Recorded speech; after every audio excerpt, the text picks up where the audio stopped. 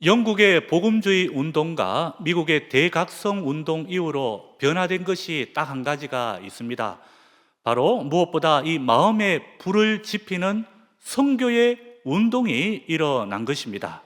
이 운동으로 인하여 20대 젊은이들이 타지로, 타국으로 바다를 건너고 산을 넘어서 많은 곳으로 선교를 하러 떠났습니다.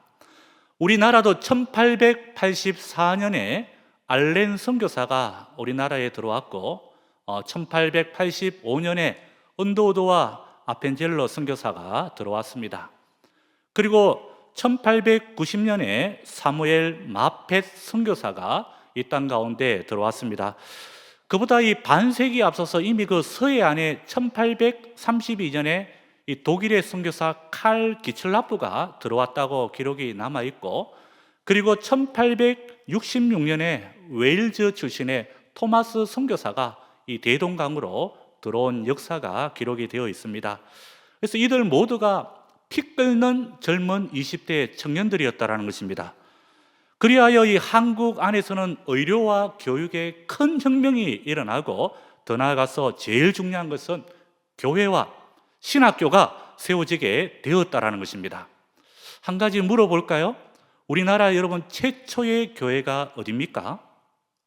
최초로 이렇게 정형화된 교회, 1887년 최초로 조직된 교회가 바로 세문안교회고, 1901년에 평양신학교가 이 마펫 선교사에 의해서 설립이 되었습니다. 그리고 그 당시에도 보니까 이 신학교가요 3년 6학기였습니다.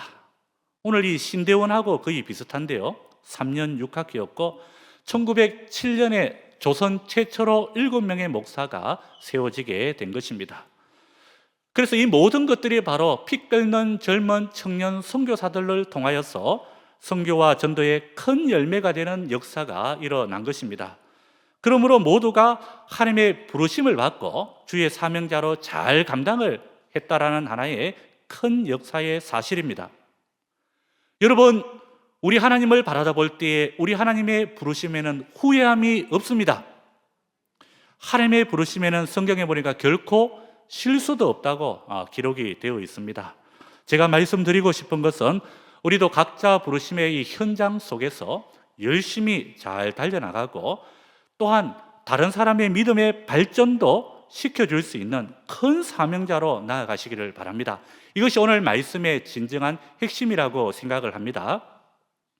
오늘 첫 번째로 한번 본문 말씀에 들어가서, 먼저 이 바울은 자신이 사도된 것이 하나님 앞에 부르심을 받은 이유가요, 다른 사람의 이 믿음의 발전을 도와주기 위해서 부르심을 입었다고 선언하고 있습니다. 내 믿음도 중요하지만 내 믿음을 통해서 다른 사람의 믿음의 발전을 위해서 부름을 받았습니다. 여러분, 그 성경 디도서를 어떻게 읽습니까? 디도서. 이 디도서는 디모데 전후서와 이 디도서는 목회 서신입니다. 이 목회자 디도 앞으로 보낸 편지가 되겠죠. 이 편지를 한번 보게 되면 하나님의 교회를 어떻게 지도할 것인가에 대해서 아주 짧으면서도 상세하게 기록이 잘 되어 있습니다. 특별히 여러분, 그 디모데는 에베소 교회의 이 목회자로서 세워졌지만 디도가 사역했던 곳은 바로 성경에 보니까 그레데 섬이라고 기록이 되어 있습니다. 하나님의 교회를 섬기는 사역자로서, 믿음을 전수받은 귀한 영적 아들로서, 더 나아가서 바울의 인정을 받는 그런 사역자였습니다. 그래서 이 디도서를 꼭 목회자만 읽어야 되느냐? 그것이 아닙니다. 일반 신도들도 함께 읽어서 중요한 것은 하나님의 이 교회를 올바르게 지도할 수 있는 자가 되어야 된다는 것을 우리에게 가르쳐주고 있습니다. 그래서 여러분, 혹여나 시간이 된다 그러면 집에 가셔서 이 디도서를 천천히 읽어보시면 유난히 반복이 되는 단어들이 있습니다. 그 단어를 보니까 다름이 아니라 선한 행실. 한번 헤아려 보니까 디도서가요 총 3장까지 있는데 선한 행실이라는 단어가 무려 10번이나 반복되고 있고, 선한 행실과 관련된 경건한 생활이라는 이 단어까지 합치면 굉장히 강조하고 있음을 우리에게 보여줍니다. 오늘 무엇보다도 이러한 말씀이 강조하는 바가 우리들에게 들려주고 싶은 그런 메시지인 줄 믿습니다. 사실 이 디도가 목회하는 그레데 지방의 사람들이 이 바닷가 사람들이라 가지고 굉장히 거친 사람들이었습니다. 그 단적인 예가 이 말씀 속에도 잘 드러나 있는데, 그 1장 전체에서 한번 찾아보면 그레데인들은 항상 거짓말쟁이라고 기록이 되어 있고, 또 악한 짐승, 배만 위하는 게으름뱅이, 이 사도 바울도 이것을 인정할 정도라 그러니까 이들의 삶이 그림이 그려집니다. 저희가 하나님을 입으로는 시인하나 행위로는 부인하는 자다, 이렇게 기록이 되어 있고요. 그리고 모든 선한 일을 버린 자라고 기록이 되어 있습니다.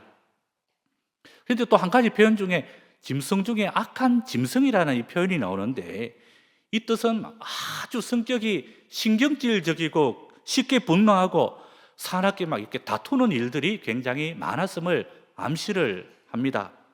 자기 배만 위한다는 말씀 역시 자기 자신만을 위해서 살고 자기 먹는 것을 위하여 힘을 쓰고, 그래서 다른 사람을 배려하는 일이 굉장히 약하구나, 이것을 우리가 찾아봅니다. 그러므로 이런 일들을 우리가 한번 볼 때에 차라리 예수 안 믿는 사람 중에 그러하다 그러면 우리가 좀 이해는 되겠지만, 예수 믿는 사람들이, 교회에 들어와 있는 사람들이 이런 생활을 버리지 못하고 있으니 이 사도들이 보기에 굉장히 심각한 문제가 됩니다.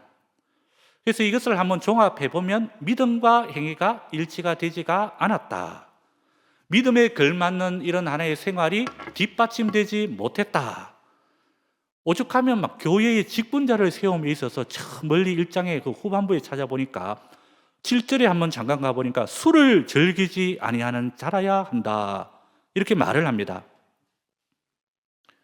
그러므로 하나님을 알고 시인하는 사람들이 교회를 다니고 있으나 이 사역자인 디도를 굉장히 힘들게 했다는 것을 우리가 한번 보게 됩니다. 그러므로 오늘 사도 바울이 디도에게 보내는 이 편지 한번 서두에서 한번 보더라도 인사말부터 디도에게 초반부터 큰 힘과 격려를 주는 이런 단어들이 많이 나옵니다. 여러분, 디도가 편지를 탁 받아 읽었을 때에 얼마나 힘이 되었는가, 이 힘이 되는 단어들을 한번 찾아보게 되면 격려가 되는 것 같습니다. 4절에 보니까 같은 믿음이라는 단어도 있고 나의 참 아들, 이렇게 불러주니까 참 얼마나 기뻤겠습니까? 나의 참 아들, 디모데와 더불어 디도는 바울이 굉장히 아끼는 영적 아들이었습니다. 그러므로 비록 교회 일이 힘들어도 이 디도에게는 이 말 한마디가 엄청나게 큰 힘이, 큰 능력이 되었습니다. 여러분, 집안에 한번 들어가 보면 여러 가지 일들이 굉장히 많죠. 아이들을 키우는 일들, 또 직장 생활로 힘들어하는 이런 부분들도 있고요. 그때에 누군가 자기를 사랑하는 사람들이 딱 다가와가지고 내 수고하는 일들을 알아주고 또 하나님을 돕고 뒤에서 밀어주는 이가 있다고 한번 생각을 해보면 이 따뜻한 말 한마디라도 굉장히 큰 위로가 되더라는 것입니다. 오늘 바울은 힘들어하는 디도에게 이것을 강조를 합니다. 너는 하나님의 종이요, 너는 예수 그리스도의 보내심을 받은 사도요, 하나님의 지명하심을 따라 위임하여 교회 앞에 세상 앞에 사명자로 세워졌음을 강조를 합니다. 여러분, 오늘날 이 소명이 이 디도만을 위하는 것이 아니라 오늘 우리들 모두에게 또 저와 모든 교회를 사역하는 사람들의 앞에 함께 임하는 그런 하나의 소명이고, 더 나아가서 큰 위로가 되었으면 좋겠습니다. 오늘 1절 2절을 한번 보십시오. 제가 한번 읽겠습니다. 1절 2절. 하나님의 종이요 예수 그리스도의 사도인 나 바울이 사도된 것은 하나님의 택하신 자들의 믿음과 경건함에 속한 진리의 지식과 영생의 소망을 위함이라. 이 영생은 거짓이 없으신 하나님이 영원 전부터 약속하신 것인데. 한글 성경에는 보니까 그 목적성이 좀 이렇게 분명하게 나와 있지는 않은 것 같은데, 그 영어 성경, 원어 성경에 보니까 이 목적성을 세 가지로 딱 잘라서 표현을 합니다. 보니까 하나님의 선택을 받은 사람들의 믿음을 정진시키고, 하나님의 말씀을 또 부지런히 가르치고, 경건한 삶을 살아갈 수 있도록 도와야 된다고 그렇게 기록이 되어 있고요. 왜 이렇게 해야 되느냐? 영생의 소망을 가지도록 살아가기 위함이다. 이렇게 기록이 되어 있습니다. 그래서 이러한 전체적인 세 가지를 한마디로 딱 정리를 하면 하나님의 선택을 받은 백성들로 하여금 믿음의 큰 발전을 가져오게 하는 일을 위해서 하나님이 세워주셨다. 이렇게 요약을 하고 싶습니다. 이것은 한 사람만이 아니고 하나님과 함께하는 모든 위하는 성도들이 이르기까지 이 일에 수종 들고 이 일을 위해서 하나님께서 우리를 부르셨다라는 그 소명의식을 가져야 될 것입니다. 그래서 이제 한마디로 정리하면 하나님이 우리를 부르셔가지고 혼자 잘 살다가 이 천국으로 우리를 오라고 부르지 않았다라는 것입니다. 여러분, 하나님께서 우리를 왜 선택해서 천국 백성으로 부르셨느냐? 우리들 주위에 하나님의 선택을 받았지만 아직도 믿음의 경건함에 있어서 약하고 더 나아가서 영생에 소망이 없이 살아가는 사람을 어떻게 해요?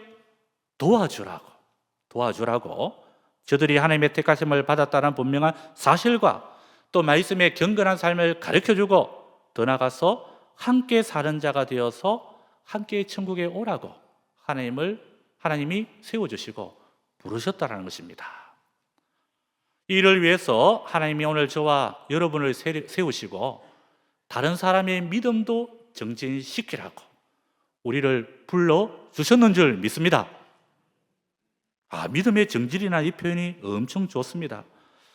그래서 이런 일에 있어서 아직도 나는 약한데, 나는 아직까지 힘이 없는데, 그러면서 계속해서 자신만을 챙긴다 그러면 하나님이 부르셔서 하나님 우리를 세우신 일에 불응하는 죄를 범할 수도 있더라는 것입니다. 그러므로 하나님 말씀 앞에서 부르심을 받고 세움을 입은 모든 우리 성도들이 어떻게 해요?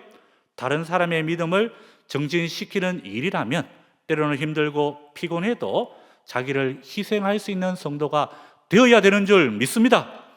오늘 두 번째로 보니까 하나님 앞에 부르심을 받은 자는 뜨거운 심장의 힘으로 이 심장의 힘으로 하나님의 짐을 져야 됨을 가르쳐 줍니다. 이 전도의 짐이죠. 3절을 보니까 자기 때에 자기의 말씀을 전도로 나타내셨으니 이 전도는 우리 구주 하나님의 명하신 대로 내게 맡기신 것이라. 초반부터 인사하기도 바쁜데 이 3절부터 그냥 전도 그래가지고 이 디도의 마음이 무겁지는 않았는지 좀 어떻게 걱정도 되고 그렇습니다. 초반부터 전도입니다. 하나님이 정한 시간에 말씀을 어떻게 해요? 전도로 나타내시고 이 일을 계속해서 나 바울에게 위임하셨고 너 디도에게도 이 일을 힘들어도 계속하도록 위임을 시키셨다는 것입니다. 그러므로 이 위임이 바울과 디도에게만 주어졌느냐? 그것은 절대로 아닙니다. 여러분, 오늘 한국교회의 현실을 여러분들이 잘 아시리라 믿습니다. 주변에 이제 경험도 하니까 이 총신신대원이나 이 장신신대원 이런 것이 지금 현재 다 미달이지 않습니까? 그렇죠? 한때는 보니까 신대원 고시라고 불릴 그런 때도 있었고요. 그런데 요즘에는 젊은이들이 많아지지는 않았지만 적어서 그런지는 모르지만 신대원도 가지를 않습니다. 그래서 이 대학교들이 고민하다가 결국 찾은 것이 외국인들을 채워서 나가는 방향으로 그렇게 선택을 한 겁니다. 그래서 이러한 것을 한번 바라다 보면서 이 북미 교회나 유럽 교회가 우리 머릿속에 스쳐 지나갑니다. 오늘날 영국 교회의 실상은 참납할 정도로 힘들고요. 이 실상을 보니까 한 달에 교회에 참석하는 사람이 4%, 정기적으로 교회에 참석하는 사람이 2%. 영국 교회는 한국 교회의 선교에 있어서 엄청난 영향을 끼쳤던 나라입니다. 바로 영국의 그 웨일즈 출신의 토마스 선교사. 그 선교사가 몇 년에 들어왔다고 그랬죠? 1866년. 그래서 우리 연도에 좀 약할 수도 있는데 한번 외워도 참 괜찮을 것 같아요. 다 기억해가지고 외워도 괜찮을 것 같아요. 알린 선교사 그러면 1884년 이렇게 이제 외우시면 굉장히 좋을 것 같은데요. 여러분, 영국 교회가 오늘날 선교지로 이렇게 전략할 수 있었던 하나의 그 부분이 무엇인가 보니까 이렇게 기록이 되어 있습니다. 첫 번째는 세속주의, 두 번째는 자유주의 신학, 세 번째는 목회자의 문제. 이 세 가지가 기록이 되어 있는데, 기독교를 무너뜨리는 것이 이 세 가지의 영국 교회만의 문제는 아닙니다. 이 한국 교회, 미국 교회도 같은 문제가 커지고 있고요. 미국은 학교에서 공부를 가르치기 전에 기도하는 때도 있었지만, 지금은 아예 성경책조차 가져오는 이 법조차 막아버렸습니다. 그래서 이러한 것을 극복해 나가는 부분들이 굉장히 막막합니다. 그래서 이게 할 수 있는 방법은 딱 한 가지죠. 전도나 선교를 통해서 다시금 돌려놓아야 된다. 이 방법밖에 없습니다. 그래서 여러분, 우리 개인의 편견을 깨트릴 수 있는 것이 기도고요. 공동체의 편견을 깨트릴 수 있는 것이 뭡니까? 전도와 선교라는 것입니다. 오늘날 주를 믿는 사람들, 그 사람이 어린 아이든 어른이든 지식 있는 사람이든 아니면 여러 가지 많은 지적인 부분들이 약하든 간에, 믿은 지 오래된 사람이든 간 믿은 사람이든 간에 이 하나님의 명령 가운데 이 전도의 명령이 바로 하나님의 중심 명령인 것입니다. 너는 땅끝까지 이르러 내 증인이 되리라. 믿는 사람들에게 너가 보고 말한 것을 말하라. 생명의 위협을 느끼더라도 어떤 심정으로? 순교하는 심정으로 한번 전해봐라. 사실은 전도가 쉽지가 않습니다. 이 전도 그러면 쉽게 될 것 같으면 하라 했겠습니까? 그러나 우리는 지금 이 시대에 전도의 짐을 좀 져야 된다고 합니다. 11월과 12월 가운데 이 두 달 가운데 한번 기도를 하면서 가장 내 옆에서 정말 하나님을 알아야 될 사람을 한번 전도해 보는 것도 굉장히 중요하다고 생각을 합니다. 11월, 12월 전도, 짐을 지면 오히려 우리를 이끌어주고 디딤이 되어주는 이런 역사도 우리 가운데 나타납니다. 3절 하반절과 4절 상반절을 한번 보겠습니다. 3절 하반절 보죠. 이 전도는 우리 구주 하나님이 명하신 대로 내게 맡기신 것이라. 4절 상반절에 보니까 같은 믿음을 따라 나의 참 아들 된 디도에게 편지하노니, 같은 짐을 져라는 것입니다. 같은 짐을 져라. 미국의 역사상 가장 위대한 사상가요, 신학자로 인정받고 있는 이 조나단 에드워드가 했던 말이 있습니다. 이 개미를 유심히 관찰을 했다고 그러죠. 계단에 올라가는 이 개미를 유심히 관찰해 보니까 이 개미가 짐을 어떻게 옮기느냐, 정말 자기 몸보다도 2배, 3배 큰 짐을 짊어지고 가는데 그렇게 힘이 좋더라는 것입니다. 그리고 가다가 사이가 벌어지는 이런 틈을 발견을 했는데, 그때에 자기보다 2배, 3배 큰 짐을 딱 내려놓고 거기서 자기가 먼저 건너고 그 짐을 다시금 당기더라는 것입니다. 이 짐을 바라보면서 그가 했던 말, 유명한 말이 있죠. 전도는 짐이 아니라 바로 다리구나. 다리구나. 여러분, 전도를 할 때에 가장 주된 하나의 방법이 있는데 그 방법이 웃어야 됩니다. 그제? 웃어야 돼요. 웃기 싫더라도 한번 웃어야 되고, 사나운 모습으로 전도를 할 수는 없잖아요. 그죠? 어떤 사람은 어릴 적에 트라우마가 너무 커가지고 웃지를 않아가지고 얼굴이 굳어져가지고 어디를 가도 웃지를 않더라는 것입니다. 이 교회 성도로서 한번 전도를 나갔는데 굳은 표정으로 전도를 했더니 학교 앞에 어린이들이 다 도망을 가더랍니다. 그래서 초등학교 방과 후에 계속해서 전도하러 나갔다가 그때부터 웃기 시작을 했더라는 것입니다. 왜냐하면 안 웃으면 애들이 무서워하니까. 여러분, 웃는 근육이 있다고 하잖아요. 웃는 근육이 있는데 한번 웃으면서 전도를 해야 되더라는 것입니다. 그래서 나중에 이 사람은 모범 교사로 불릴 정도로 이 사람은 아주 주의 일들을 잘 감당했다고 합니다.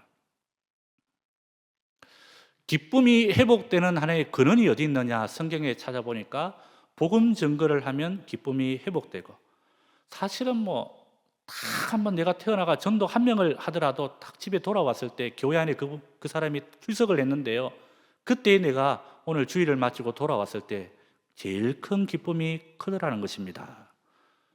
어떤 장로님이 그러시더라고요. 자기가 이렇게 교회 앞 이 큰 도로가 인도에서 전도를 한 사람이 이 청년 가운데 지금도 계속해서 뭐 금요일도 그렇고 나오고 있는 것을 보니까 너무 기쁘고 뿌듯하더라고요. 여러분, 하나님에 대한 믿음이 살아나니까 어떠합니까? 뭐 전도도 할 수 있는 힘도 있지만 이 전도를 통해 가지고 전도를 하면서 막 사업에 대한 비전도 생기고 인생에 대한 방향도 생기고 믿음도 또 다시 살아나고, 그리고 어떤 분은 뭐 전도를 하다가 이런 하나의 동기 발상이 돼 가지고 사업을 다시금 일으킬 수 있는 하나의 힘을 얻었다고 그렇게 말하는 분들도 계시고요. 그러니까 내 인생을 살리는 교량, 다리가 맞습니다. 전도에 대한 어떤 방법론을 오늘 얘기하는 것이 아니라 성경은 우리가 해야 될 사명, 반드시 우리가 복음 전가하는 사람이 되어야 됩니다. 그러니까 우리의 별명을 딱 지어주셨죠. 정인이 해야 될 것이 뭐냐? 증거를 해야 되는데, 증거에 대한 부수적인 하나의 효과, 그 복이 돌아오는데 그게 뭐더냐? 바로 내가 살더라, 내가 다시금 회복이 되더라, 전도를 통해서 내가 사는 것이고요. 그러므로 우리 사랑하는 대구 동목교회 성도님들도 각 기관 안에 기도회도 만드시고 기도회도 하시고 전도에 대한 이런 하나의 부분들도 하나 딱 세우셔가지고 기관 안에 양축으로 만드셔가지고 어느 부서들마다 기도와 전도가 이 부서를 아우를 수 있는 그런 귀한 역사가 벌어지기를 간절히 축복합니다. 여러분, 특별히 여러분 내 입속에 이 복음이 담겨져 있으면 이 물인데요, 이 복음이 입에서 확 터져 나갈 때 그 주님께서 말씀하시는 이 포도주가 되더라는 것입니다. 그 마치 잔치집의 포도주와 같이 세상을 향해 복음을 던져가지고 다 박살을 내야 됩니다. 지금 뭐 어디로 세상이 흘러가는지 지금 뭐 긴가민가 하고요. 하루 자고 나면 뭐 환율도 뛰고 굉장히 어렵습니다, 지금이. 그러므로 이 복음으로 말미암아 다시금 우리가 빛으로 다시금 어두워진 세상을 밝히고요, 세상을 다시금 바로잡을 수 있는 이런 역사가 벌어져야 된다는 것입니다. 최근에 교회 안에서 청년들이 결혼을 많이 하더라고요. 저도 청년들에게는 관심이 많습니다. 이 사역을 좀 해봤는데 청년들 그러니까 청년 그러면 교회 안에서 이제 제일 듣기 좋은 단어잖아요. 청년, 미래가 밝아요, 그죠? 어느 집사님은 이 청년들이 결혼을 많이 하니까 받으면 겁이 난다고, 청첩장을 받으면 겁이 난다고. 부의금도 간혹 나가지만 이 축의금이 한 달 월급 가운데 그렇게 많이 들어가더랍니다. 근데 한편으로 생각해 보면 이 청년들이 결혼을 많이 하는 것은 교회 안에서는 자동 부흥이잖아요. 가정을 차리고 또 2세 자녀들을 놓으면 식구들이 늘어나고요. 굉장히 아름다운 겁니다, 결혼이. 이 청년이라는 의미가요, 신체적으로 또 어떻게 해요? 정신적으로 한창 힘이 넘치는 시기이죠. 청년. 그래서 인생에 한 번밖에 없는 시기. 이 청년들이 여러분 언제 어른이 되는 줄 아십니까? 언제 어른이 되느냐? 결혼을 해서 대가를 치를 때예요. 결혼해서 책임감을 가지고 피눈물 날 때도 있고 그때부터 이제 어른이 되는 것입니다. 아버지로서의 책임, 어머니로서의 책임, 남편으로서의 책임, 아내로서의 책임. 그래서 결혼하면 그때부터 옛날에 이 철없던 모습에서 어떻게 해요? 온전하게 변화가 됩니다. 변화가 돼요. 그래서 결혼 안 한 38살보다 38이죠. 38살보다 결혼한 28살 청년들이 어때요? 더 훨씬 어른스럽더라. 진짜 그렇죠? 이유가 뭔가? 책임을 지니까. 오늘 현대인들은 어디 사회 영역이든 삶의 여러 가지 많은 처소든 간에 이 책임을 안 지려고 많이 하죠. 무슨 일도 안 하려고 많이 하고. 그러나 그렇지가 않습니다. 성경을 꼼꼼하게 읽어보니까 책임을 질 때에 이 성도도 그렇지만 사람들이 성장을 하더라고요. 교회 믿음 생활 그냥 넘어가면 괜찮을 것 같지만 이 주의 일도 맡긴 것 안 하면 어떻게 되느냐? 나중에 죄를 짓게 되고요. 주의 일을 안 하게 되면 또 영혼의 병이 찾아오고요. 주의 일 하다가 여러분 시험이 들 수도 있고요. 그러므로 여러분 책임이라는 것도 짊어지면 우리 가운데 기쁨으로 역사하고 더 나아가서 다른 사람을 돕는 능력의 모습으로도 나타나더라는 것입니다. 오늘 사랑하는 우리 성도님들은 이 전도라는 것을 귀에 간지러운 소리로 무거운 짐으로 듣지 마시고 내 인생의 교량이 된다라는, 다리가 된다라는 것을 기억하시고 힘차게 한번 이 11월과 12월 가운데 한번 힘차게 복음 전거를 할 수 있는, 굿뉴스를 전할 수 있는 이런 하나의 시간들을 만들어 보시기를 바랍니다. 빌립보서 1장 8절을 보니까 내가 예수 그리스도의 심장으로 너희의 무리를 얼마나 사모하는지 하나님이 내 증인이시라. 그러므로 이 신앙인들이 외칠 때 보니까 입으로 외쳐야 되지만 그리스도의 심장을 가지고 외쳐야 되지 않겠습니까? 심장으로. 심장이 얼마나 강하느냐. 여러분 심장, 여러분 집에 가셔서 오늘 가장 사랑하는 사람의 가슴에 귀를 한번 기울여 보십시오. 수도 세어 보시고 대충 보면 1분에 75번 뛴다 이렇게 기록이 되어 있는데 인생 70년이면 2억 5천만 번이고, 그리고 1시간에 뛰는 심장의 힘이 남자 80kg 한 명을 3층까지 올리는 힘이 있더라. 대단합니다. 이 심장의 힘이 푹푹 뛰는데 오늘 우리 함께하는 성도님들 심장 다 뛰고 있습니다. 성경 보니까 그 심장 뛰는 힘으로 복음을 전거하라. 삶의 영역에서 기회가 될 때 복음을 한번 전하시기를 바랍니다. 이게 하나님이 원하시는 모습이고, 예레미야 시대도 그랬습니다. 예레미야 20장 9절에 한번 보니까 같이 한번 읽겠습니다. 내가 다시는 여호와를 선포하지 아니하며 그의 이름으로 말하지 아니하리라 하면 나의 마음이 불붙는 것 같아서 골수에 사무치니 답답하여 견딜 수 없나이다. 내 속에 답답함이 있는데 심장의 힘에 전하지 않고서는 견딜 수 없게 만들더라. 예레미야의 고백 아닙니까? 공통점이 있죠. 하나님과 은혜를 맛본 사람들은 전부 다 심장과 같은 이런 얘기들을 하고 있습니다. 그러므로 여러분 그만큼 이 예레미야가 그 흔히 보면 그 바벨론 느부갓네살 왕이 쳐들어올 그런 시기였는데, 예루살렘을 침략할 시기였는데 이 예레미야가 그만큼 그가 뜨거웠다는 것입니다. 그래서 선지자 중에 제일 뜨거웠던 선지자 그러면 예레미야 제일 뜨거웠어요. 견딜 수 없었다는 것입니다. 그게 자기를 살리는 힘이었고 능력의 원천이었다는 것입니다. 지금도 믿음 생활을 하다가 여러분 혹여나 이 자리에 좀 가슴이 식은 사람들이 있을 수도 있죠. 가슴이 식고, 가슴이 식으면 성경은 다시 십자가로 돌아가야 된다고, 험한 십자가 붙들어야 된다고, 험한 십자가 붙들고 보혈의 피로 내 죄가 씻기고 구원받았던 것과 마찬가지로 그 옛날의 그 사랑으로 돌아가라고 가르칩니다. 여러분 우리 주변에 한번 보십시오. 우리가 바쁘게 살아가다 보니까 잘 못 느끼는데 이 죽어가는 영혼들이 얼마나 많습니까? 듣든지 아니 듣든지 에스겔 34장이 나오잖아요. 전해야 됩니다. 전하면 하나님이 역사하셔서 그 사람을 어떻게 잡아 올리실지는 모르겠지만 건져내더라는 것입니다. 건져냅니다. 그러면 오늘 디도서 1장의 서론부터 막 전독을 해가지고 디도도 놀랬을 것 같아요.